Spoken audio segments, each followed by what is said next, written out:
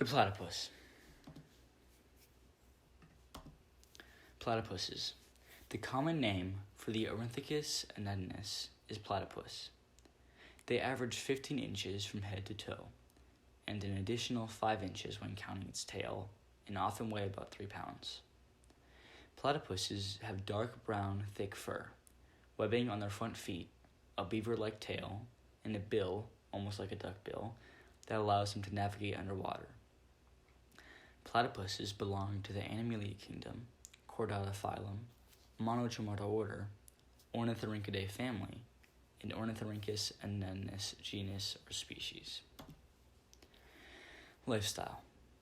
Platypuses mostly live in freshwater areas that flow throughout the island of Tasmania and the eastern and southeastern coast of Australia. Although they mostly stay in the water, platypuses will waddle onto riverbanks to dig burrows with their claws, which have rooms or chambers. They will reside under rock ledges, roots, or debris. Adaptations. Platypuses are adapted for a semi-aquatic lifestyle.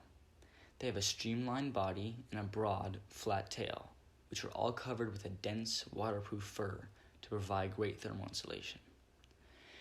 They propel themselves to the water using their front webbed limbs and use their partially webbed back feet as rudders. Male platypuses have the ability to deliver a venomous sting using the spur on each foot.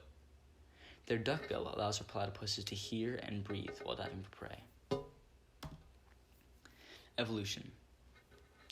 Platypuses don't have many evolutionary relatives. However, the Tynalophos and the Steropodons are both relatives of the platypus. Steropodons look very much like a platypus, but with less of a duckbill and a smaller, thinner tail. Tynalophos are a lot like Steropodons, except in size. Steropodons are 40 to 50 centimeters long. Tynalophos are 10 centimeters long, and platypuses are 43 to 50 centimeters long. Males and females. Platypuses are sexually dimorphic, having males about 40% heavier and 15% longer than females.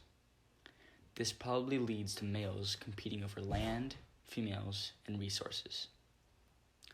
Males also have the ability to protect themselves by dealing a venomous sting using the spur on their feet.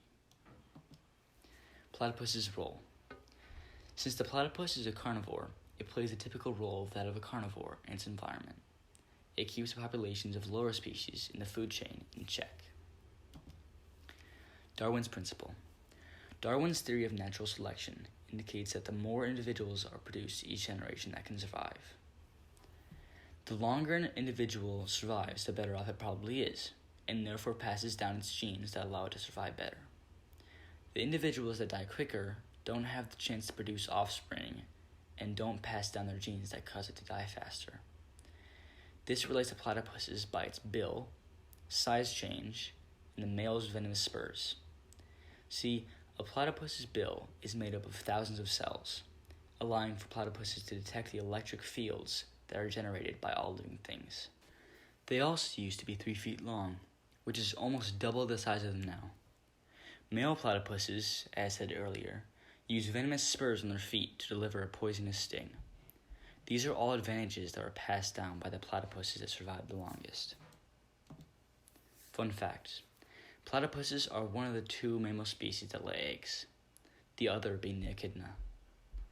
Platypuses are able to retract their webbing when on land to show their claws more prominently.